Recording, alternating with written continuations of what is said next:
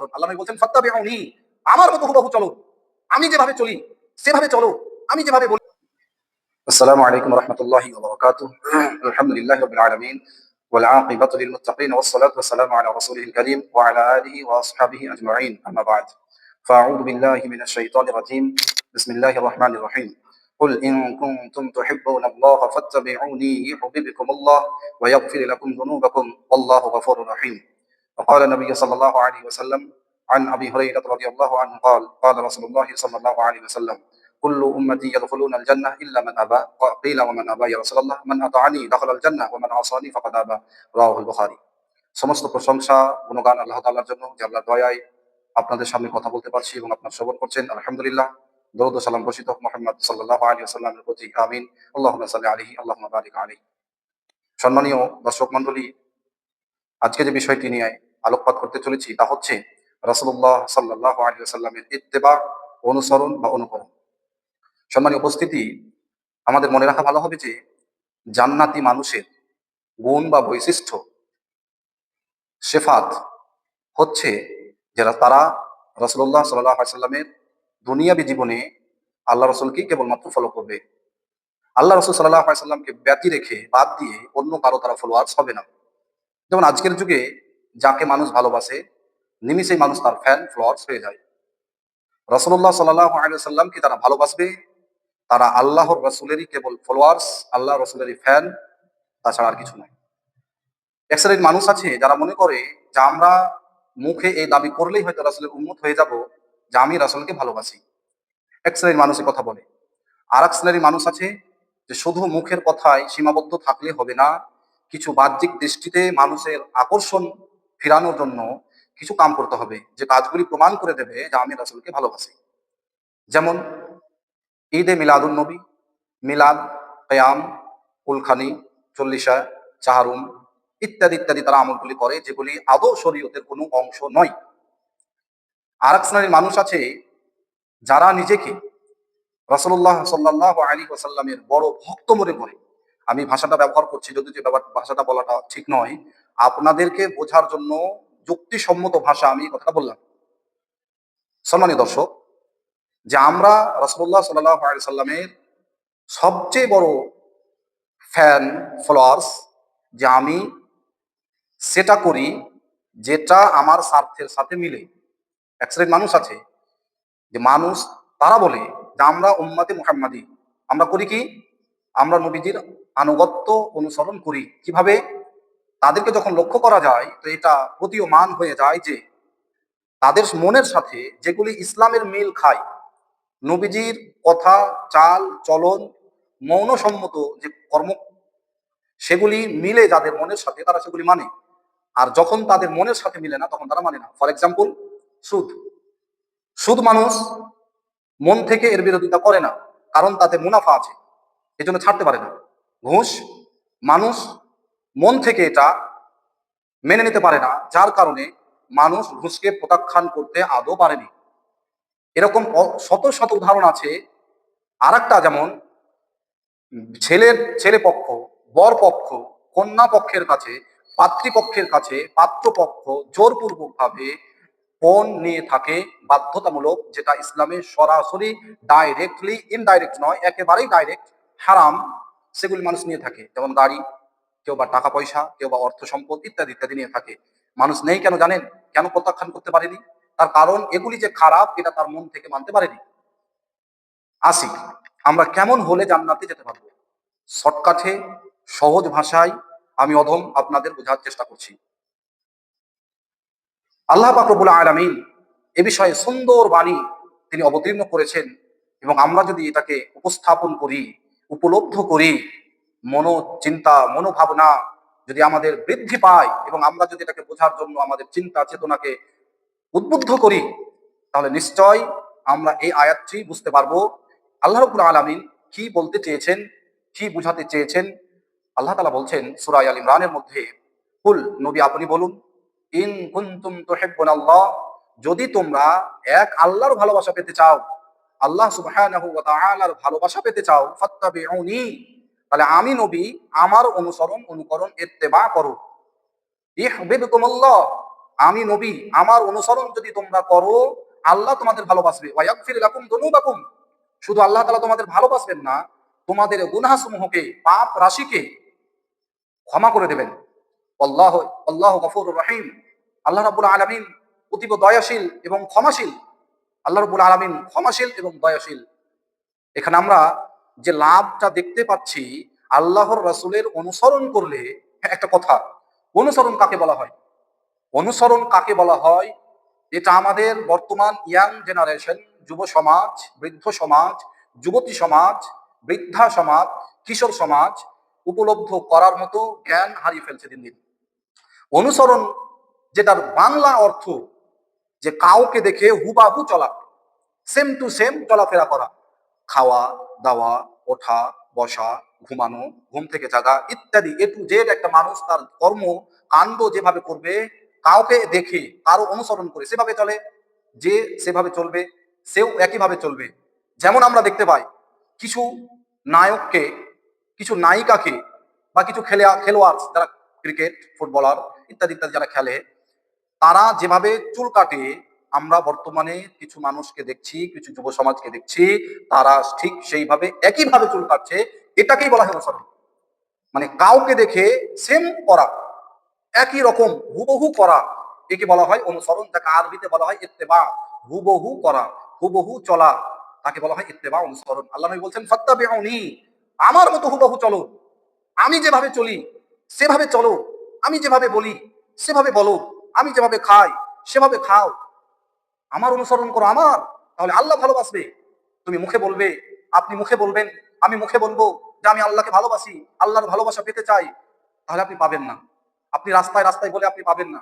এমন কি, আপনাকে আমি কথা বিশ্বাসের সহিত বলতে পারি, মসজিদে বসে যদি আপনি বলেন হে আল্লাহ, আমি আপনার ভালোবাসা পেতে চাই, হে আল্লাহ, আমি আপনার ভালোবাসা পেতে চাই, এমন কি আপনি যদি হাত তুলন করে যদি দোয়া করেন যে হে আল্লাহ, আমি তোমার ভালোবাসা পেতে চাই, তুমি আমাকে ভালোবাসো, আমাকে তুমি ভালোবাসো, এই কথা যদি আমি দোয়ার মধ্যেও বলি, ততক্ষণ পর্যন্ত এ দোয়া কবুল হবে না, যতক্ষণ না পর্যন্ত আল্লাহর ওই কথাটা মানবো যে আমার ভালোবাসা তুমি পেতে চাও, আমার নবীকে অনুসরণ করো, আমি তোমাকে ভালোবাসবো।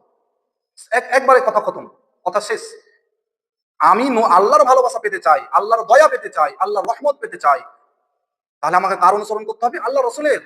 তিনি যেভাবে দাঁড়িয়ে রেখেছেন দাঁড়িয়ে রাখতে হবে, তিনি যেভাবে চলতেন সেভাবে চলতে হবে, তিনি যেভাবে মানুষের সাথে আদান প্রদান করতেন সেভাবে করতে হবে, তিনি যেভাবে সাংসারিক জীবনে স্ত্রীদের সাথে বৈচিত্র্যময়, বৈচিত্র্য সম্পূর্ণ এক নম্র চরিত্রের আচরণ করতেন সেভাবে আমাদের করতে হবে। স্ত্রীদের সাথে, পিতামাতার সাথে তিনি যেভাবে আচরণ করতে বলেছেন, তিনার কথাকে, তিনার চলনকে, তিনার মৌনসম্মত আমলগুলিকে নিজের ব্যক্তিগত জীবনে, প্র্যাকটিক্যালি জীবনে আমলে পরিণত করা, এটাই হলো নবীজির অনুসরণ করা। লাভ কি? ইউহিব্বুকুমুল্লাহ। প্রথম নাম্বার লাভ হচ্ছে যে আমি যদি নবীজির মতো চলি, তাহলে আল্লাহ আমাকে ভালোবাসবে, আমাকে আল্লাহ ভালোবাসবে। ওয়া ইয়াগফির লাকুম যুনুবাকুম।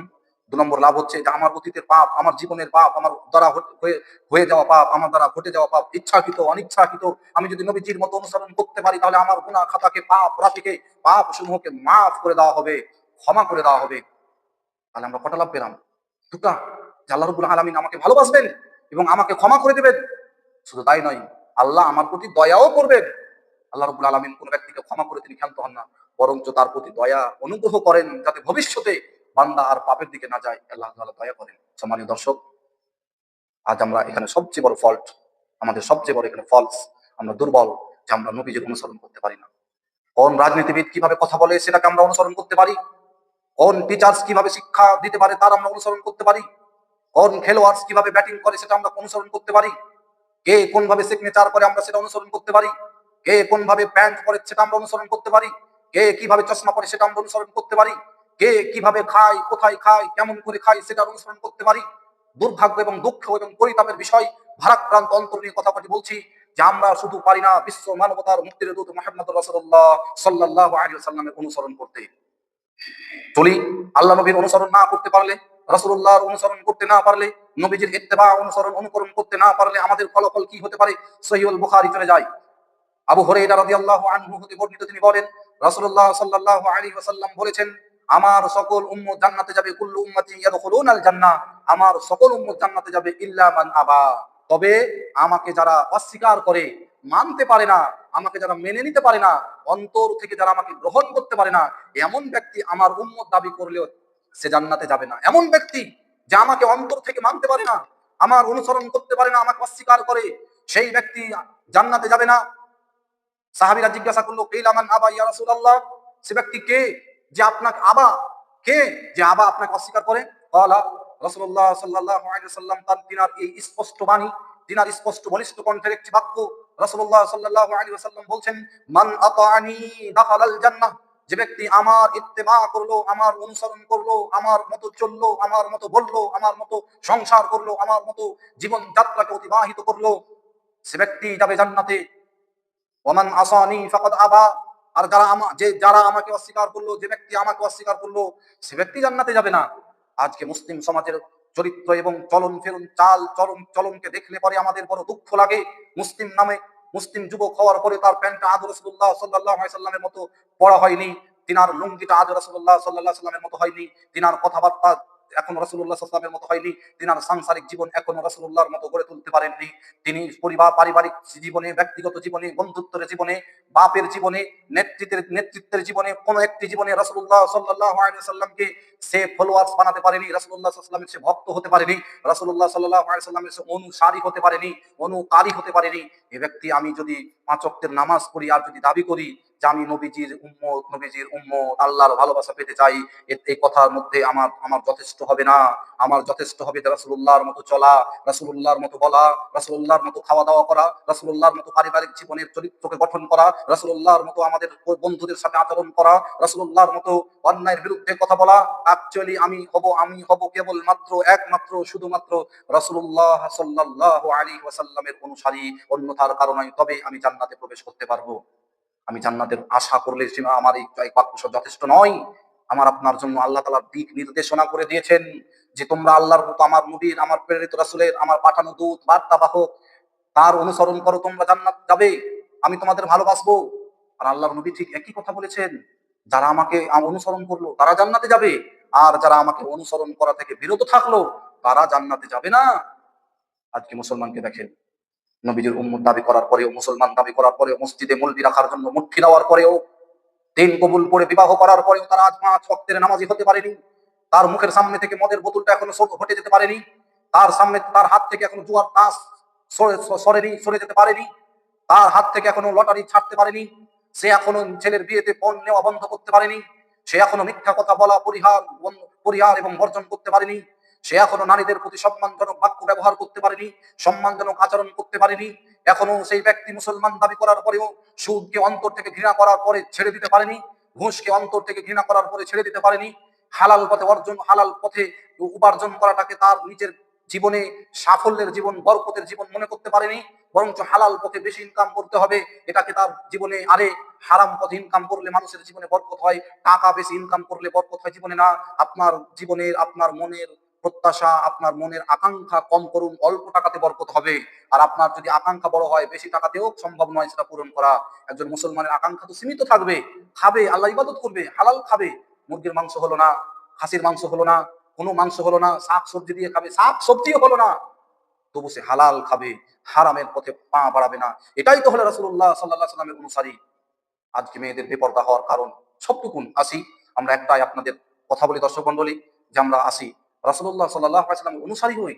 যে রাসূল যেভাবে আমাদের চলতে বলেছেন, যেভাবে আমাদের বলতে বলেছেন, ঠিক তিনি যেভাবে চলেছেন, তিনার দেখানো পথ অনুসরণ করা, তিনার রেখে যাওয়া পথ অনুসরণ করা, এটাই হলো নবীজির ইত্তেবা করা।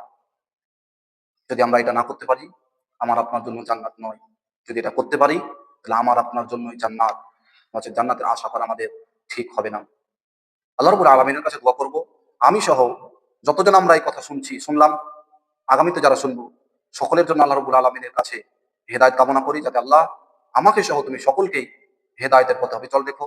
তোমার রাসূলের ইত্তেবা করার তৌফিক দান করো। তোমার নাজিলকৃত কিতাব ওহী যেসব বিধান, সেসব বিধানগুলির প্রতি যাতে আমরা আনুগত্য পোষণ করে সেই সব কথাকে আমরা মেনে চলতে পারি। আল্লাহুম্মা আমিন। ওয়া আখিরু দাওয়ানা আনিল হামদুলিল্লাহি রাব্বিল আলামিন। ওয়াসসালামু আলাইকুম ওয়া রাহমাতুল্লাহি ওয়া বারাকাতুহু।